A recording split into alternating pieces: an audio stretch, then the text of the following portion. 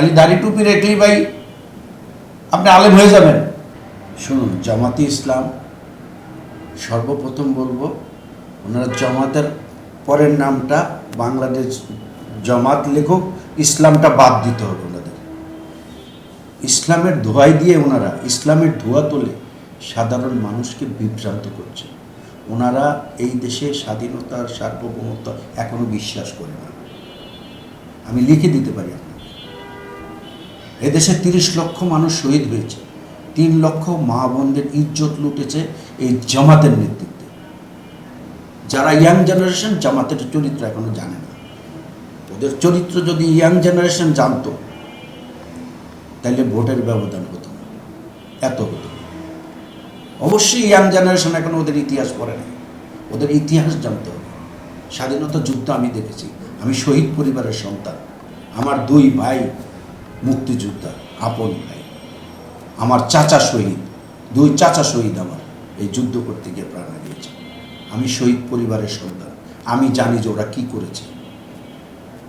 জামাত হলো দাড়ি টুপি আর ইসলাম, এটা হলো ওর লেবাস।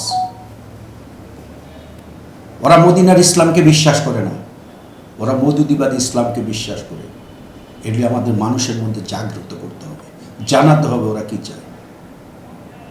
এত বড় একটা ঘটনা, একটা মেয়ের সাথে, নাবালিকা মেয়ে আমি বলবো, তার সাথে এত বড় একটা ঘটনা তারা কিভাবে ধামাচাপা দেওয়ার চেষ্টা করে এবং কিসমক কথা বলে।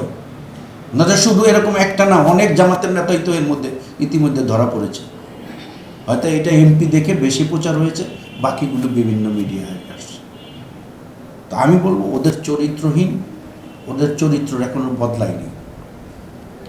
ওদের চরিত্র যদি বদলায় এখনো আওয়ামী লীগকে সমর্থন করতে পারে। আওয়ামী লীগের সাথে আতায়াত করে তারা ভোট নিয়েছে, তাদের তো নিজস্ব ভোট না এটা। তারা আওয়ামী লীগের সাথে আতায়াত করেছে, গণহত্যাকারীদেরকে আতায়াত করে তারা ভোটের সংখ্যা বাড়িয়েছে। তো এই দেশের স্বাধীনতার সার্বভৌমত্ব, আমি একটু আগে যেটা বললাম, তাহলে এই দেশের স্বাধীনতার সার্বভৌমত্বের পক্ষে উনি কীভাবে থাকে?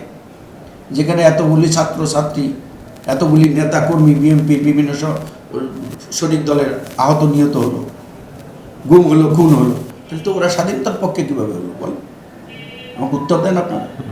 ওরা কখনোই এই দেশের স্বাধীনতা সার্বভৌমত্ব, ওরা ক্ষমতার পক্ষে। ওরা ক্ষমতায় থাকবে, আইসা এই দেশে আবার স্টিম রুলার চালাবে, আবার মা বোনদের ইজ্জত লুণ্ঠন করবে। ওই লাইনে ওরা আছে। আপনি জামাতের কর্মকাণ্ডগুলো দেখেন, কোন কর্মকাণ্ডরা ওনারা সঠিক করছে। ইয়ানতের নামে টাকা নিচ্ছে সারা দেশ থেকে, সারা পৃথিবী থেকে, জামাতের যেখানে কর্মী আছে সেই টাকাটা ওরা কি করে? ইয়ানতের টাকা বলে টাকা নিচ্ছে তাদের কর্মীদের কাছ থেকে, হাজার হাজার কোটি টাকা। এটি কারা ভোগ করে? এগুলো হিসাব দিতে হবে। কত টাকা ওঠে সরকারকে আমি বলবো, এদের হিসাব নেন। ইসলামী ব্যাংকে কিভাবে লুট করেছে ওরা এই নির্বাচনের আগে? এক লুট করে গিয়েছে এসালম, আরেকবার লুট করলো ওরা জামাত ইসলাম। ওরা দেখবেন ওদের নিজের কর্মী ছাড়া, নিজের দলের নেতা কর্মী ছাড়া বাইরের একটা সাধারণ পিয়নের চাকরি ওরা দেয় না। ওদের প্রতিষ্ঠানে দেখবেন সব ওদের নেতা কর্মীরা। সাহায্য সহানুভূতি কর্মী ছাড়া করে না, এবং একটি টাকা কাউকে সাহায্যও দেবে না। ওরা দেখবেন 500 টাকা ফকিরকে ভিক্ষা দিবে না ওদের কর্মী ছাড়া। তোরা দেশের মঙ্গল চায় কীভাবে?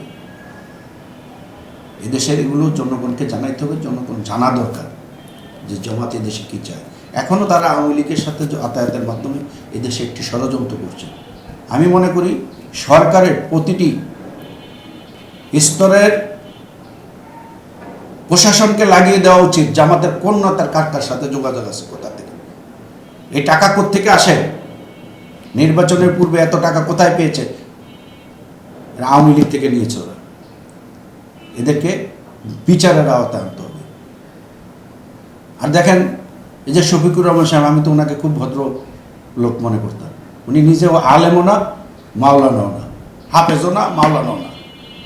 খালি দাড়ি টুপি রেখলেই ভাই আপনি আলেম হয়ে যাবেন? ইসলামের পক্ষে তো আপনি কিছু করেন না এই পর্যন্ত। আপনারা ইসলামী নামটা বাদ দেন, ইসলাম নামটা এই দলের থেকে বাদ দিতে হবে, এটি আইন করে বাদ দিতে হবে। কারণ এদের কারণে সারা বিশ্বে মুসলিমের মাথা নিচু হচ্ছে, এদের এইসব অপকর্মের কারণে। দাড়ি টুপি লাগায় আপনি নবীজির সুন্নত লাগা লেবাস ধরে আপনি অকাম করবেন, আর সেটা মানুষ মেনে নিবে, বোকা স্বর্গে বাস করেন আপনারা। আমি বলবো আমাদের সাধারণ জনগণ দেশের, আপনারা অবশ্যই সতর্ক থাকবেন। জামাতে দেশের স্বাধীনতা বিরোধী চক্র, আপনারা এদের বিরুদ্ধে সর্বদা সোচ্চার থাকতে হবে। ওদেরকে কখনো বিশ্বাস করা যাবে না।